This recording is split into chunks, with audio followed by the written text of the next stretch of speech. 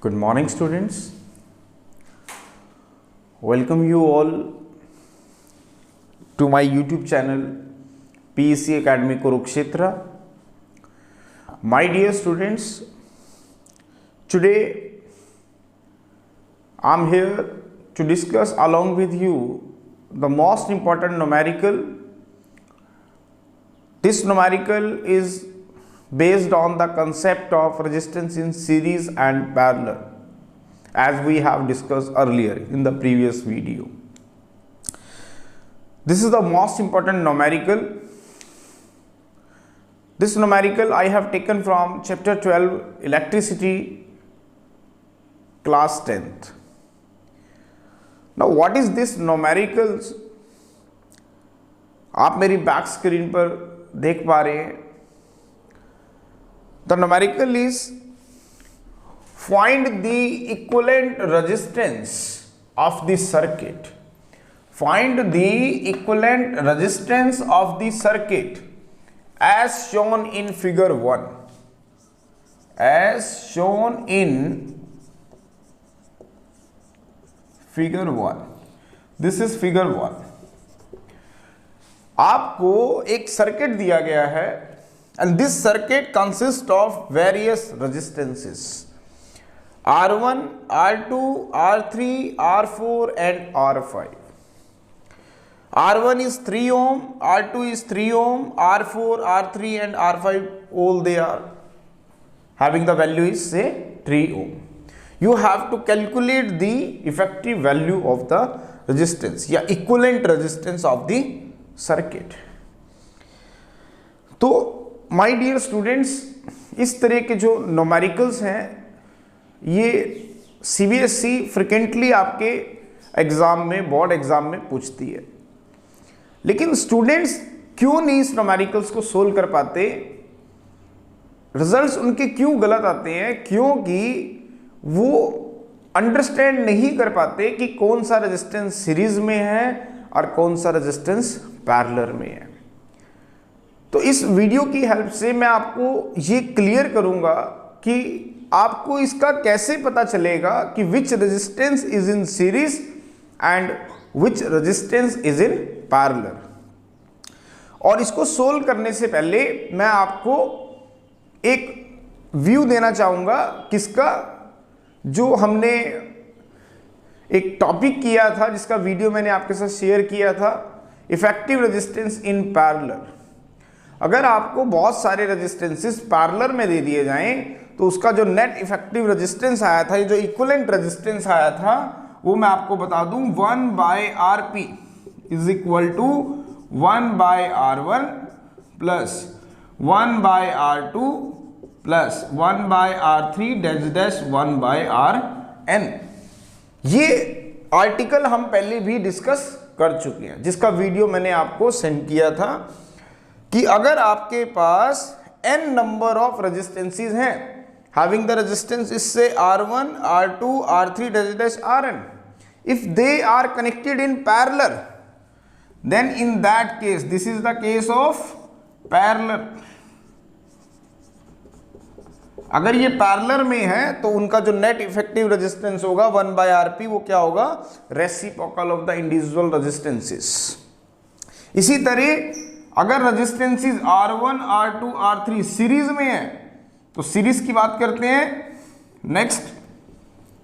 तो उस केस में जो हमारा इफेक्टिव रेजिस्टेंस आता है वो सम ऑफ द इंडिविजुअल रेजिस्टेंसेस होता है. This is the case of series.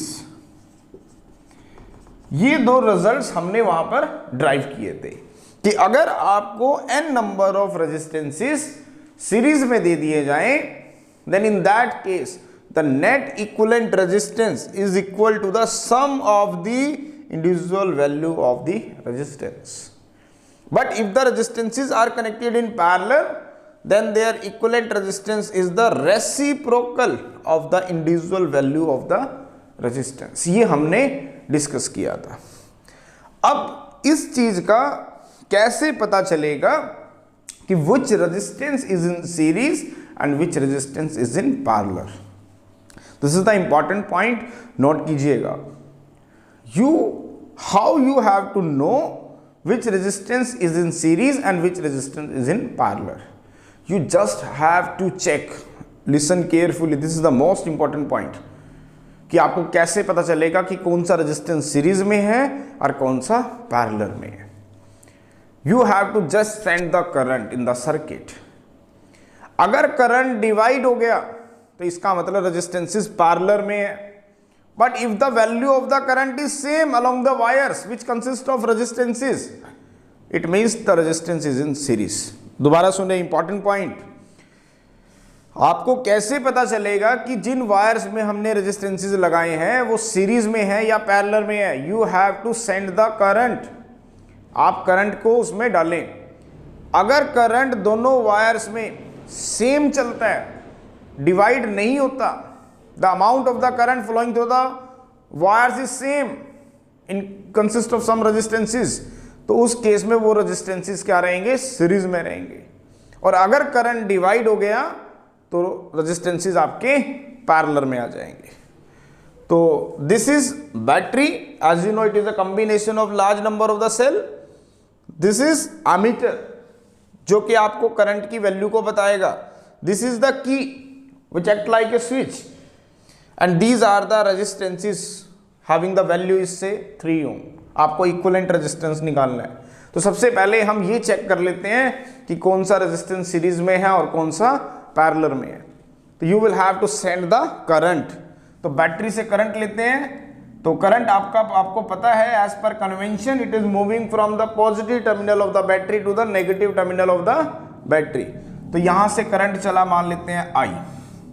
अब ये करंट जब यहां आएगा तो इस रेजिस्टेंस R1 से कितना करंट चलेगा? I. अब इस पॉइंट पे देखिए दो वायर आपकी निकल गई. This is first wire and this is second wire. हमने मान लिया कि यहां करंट चला I1 और यहां करंट चला I2. अब आप ध्यान से देखें, इन दोनों में करंट डिवाइड हो गया. तो इसका मतलब these two wire are in parallel. अब जो करंट I1 आएगा वही सेम अमाउंट का जो करंट है इस R3 से पास होगा. तो देखिए ध्यान से, जो I1 करंट R2 से जा रहा है वही करंट R3 से जा रहा है. इससे आपको एक पिक्चर क्लियर होगी कि R2 और R3 क्या है? सीरीज में है. तो सबसे पहले इसी को ही सोल्व करते हैं और इसका इक्विवेलेंट डायग्राम बनाएंगे. ये I1 अब जब ऊपर जाएगा तो यहां पे आके जो आपका बनेगा net I, that will become equal to I1 plus I2. अब वो करंट I यहां से जाएगा. दोबारा सुने, जो करंट I यहां से आया इस वायर से वो रेजिस्टेंस R1 से पास हुआ 3 ओम से. उसके बाद इस पॉइंट पे आके करंट डिवाइड हो गया. I1 करंट यहां चला गया और I2 करंट यहां चला गया. तो मैंने आपको पहले भी बताया था और अभी भी बताया है कि अगर करंट डिवाइड हो गया दो वायर्स में तो दोनों वायर किस में आएंगी? पैरेलल में आएंगी. इसका मतलब दिस इज ये वाली वायर और ये वाली वायर दोनों किस में है? पैरेलल में है. अब जो करंट इस R2 से जा रहा है वही करंट देखिए R3 से जा रहा है. इसका मतलब R2 and R3 are in series. क्यों? क्योंकि करंट सेम है. फिर उसके बाद ये करंट यहां पे आके मिलेंगे. कौन सा? I1 और I2. तो I1 प्लस I2, तो I हमें वापस मिल जाएगा. तो इसका मतलब as the same amount of current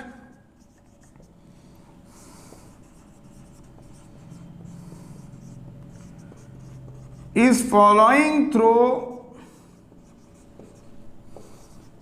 R2 and R3, so they are in series.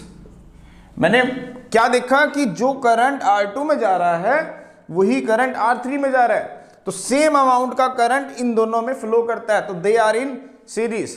So their equivalent resistance is, so there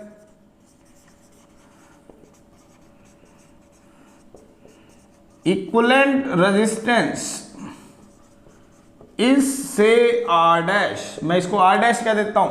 तो दे आर इन सीरीज. तो सीरीज का रिजल्ट लगाएंगे. R dash is equal to R2 plus R3, which is what is R2? That is 3 ohm now what is R3? That is 3 ohm, it means it is 6 ohm. तो R dash कितना आ गया आपके पास? 6 ohm. तो अब मैं equivalent circuit बनाऊंगा इस figure 1 का।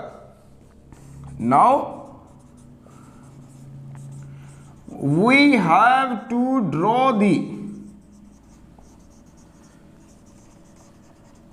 equivalent circuit of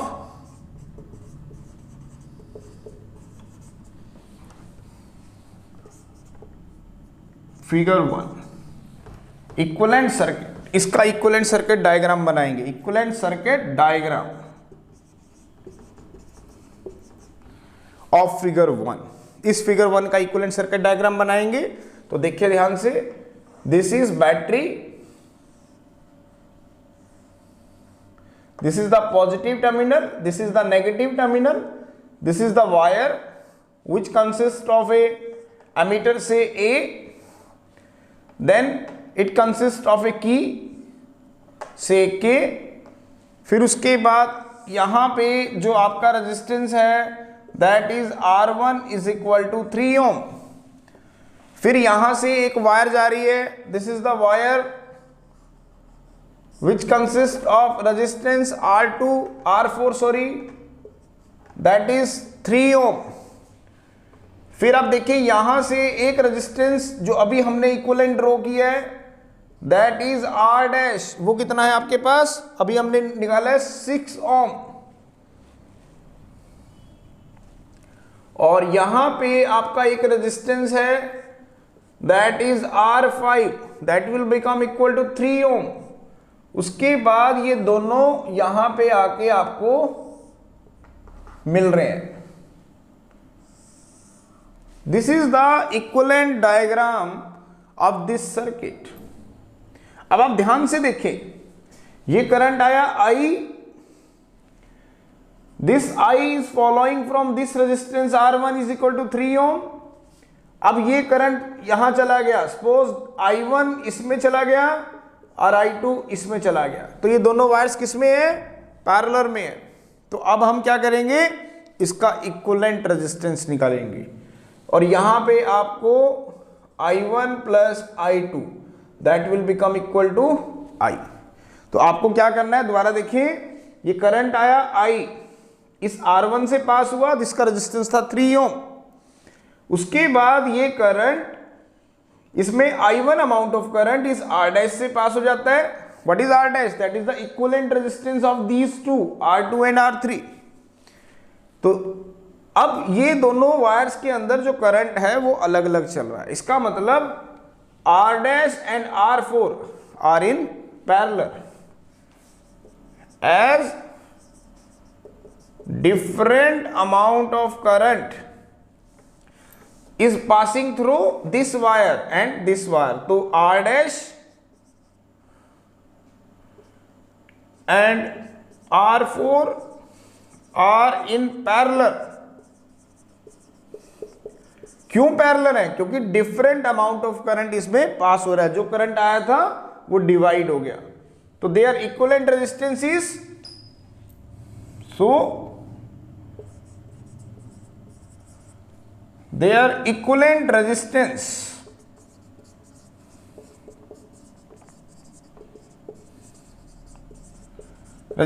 is say R double dash। now what is R double dash? लगाओ 1 by R double dash, parallel का फॉर्मूला लगाएंगे, that will become equal to 1 by R dash plus 1 by R4। now what is 1 by R dash? R dash is 6 ohm। now what is R4? that is 3 ohm and it comes out to be 6 ohm। LCM लेंगे तो that will comes out to be say 1 plus 2 means 2 by 6 ohm, that is 1 by 3 ohm।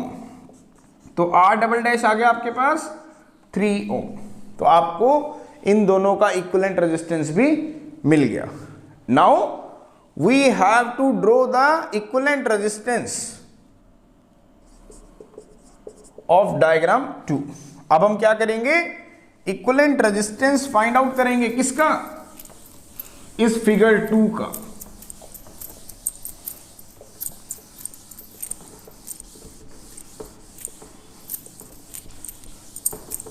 देखिए ध्यान से, आपको इन दोनों का equivalent resistance मिल चुका है, दैट इज 3 ओम। तो ड्रॉ करते हैं diagram. Now we have to draw the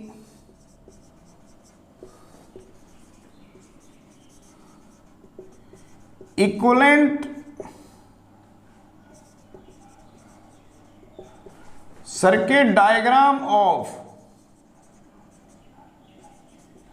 figure 2। तो बनाए, this is the battery, this is the positive and negative terminal.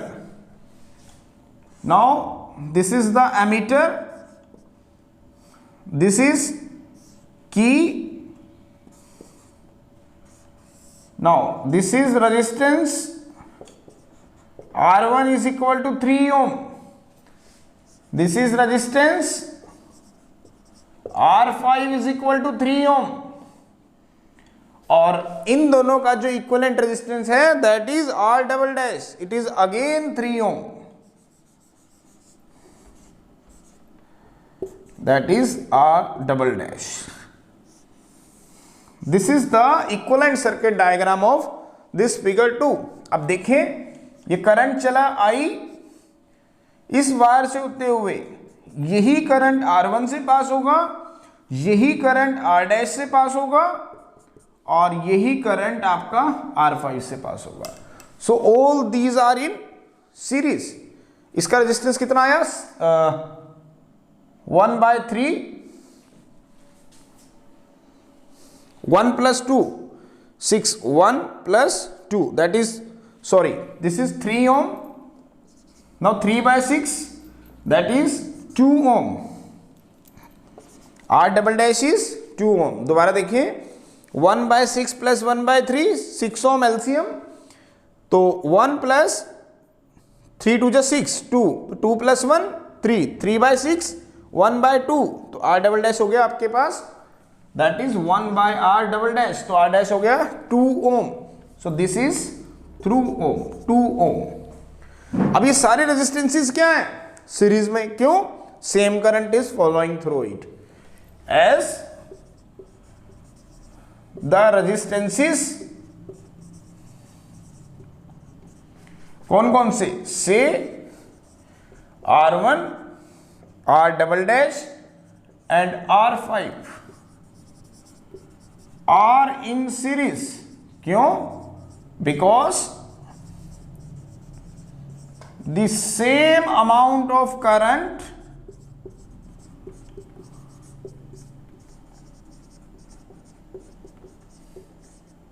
is flowing through it।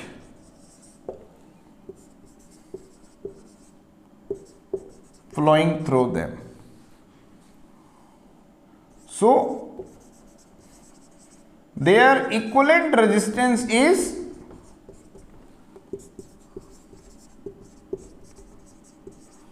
say R triple dash। Now same amount का current R1 से चल रहा है, R2 से चल रहा है और R3 से चल रहा है। तो ये तीनों रेजिस्टेंसेस किस में है? सीरीज में। तो net effective resistance R triple dash, formula लगाएंगे, sum of the first resistance R1, second resistance R double dash and third resistance R5। Now what is R triple dash?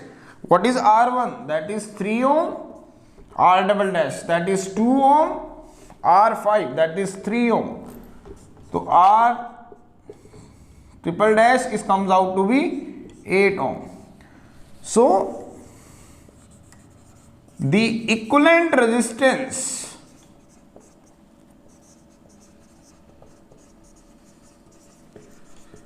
of the circuit as shown in figure 1 is 8 ohm. So this is the net effective resistance of the circuit. So this is the complete discussions about this numerical, which is based on the concept of resistance in series and resistance in parallel. My dear students, इस तरह के numericals board में 2 या 3 definitely आपको देखने को मिलेंगे, जिसमें आपको एक कॉम्प्लिकेटेड सर्किट दे दिया जाएगा। What is the meaning of complicated circuit? A circuit which consist of large number of resistances in which some resistance are in series and some are in parallel, and you have to calculate the effective value of the resistance. So at last, my dear students, again I am saying, if you like my videos, like my channel, like my work, then please don't be forget to subscribe my channel and share my videos to maximum to your friends, your colleagues, so that they can also take the advantage of this video. अंत में मेरे प्यारे विद्यार्थियों, मैं आपसे कहना चाहूँगा कि अगर मेरा काम आपको पसंद आ रहा हो, मेरे वीडियोस अगर आपके कंसेप्ट को क्लियर करने में आपकी हेल्प कर रहे हो, तो प्लीज़ मेरे चैनल को सब्सक्राइब करना ना भूलें और मेरी वीडियोस को मैक्सिमम से मैक्सिमम शेयर्स करें, ताकि वो बच्चे जिनको इस तरह के न्यूमेरिकल्स को सोल्व करने में प्रॉब्लम आती है, वो भी मेरे इन वीडियोस की हेल्प से इन कॉन्सेप्ट को अच्छे से समझ पाए। धन्यवाद।